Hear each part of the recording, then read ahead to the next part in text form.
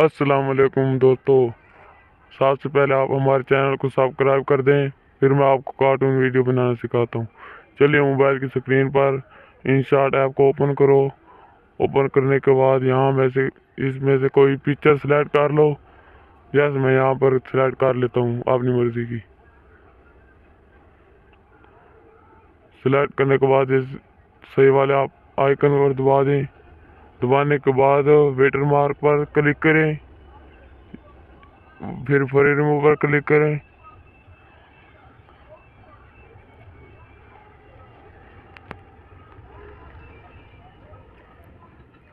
Click करने के बाद इस लेयर पर क्लिक करें, इस लेयर को थोड़ा सा बढ़ा दें। फिर दूसरी लेयर पर क्लिक करें, इसे भी बढ़ा दें। फिर तीसरी लेयर पर क्लिक करें, इसे भी थोड़ा सा बढ़ा दें। फिर आखिरी लेयर पर क्लिक करें, इसे भी थोड़ा सा बढ़ा दें। बढ़ाने के बाद इस तरह से आपकी वीडियो तैयार हो गई है।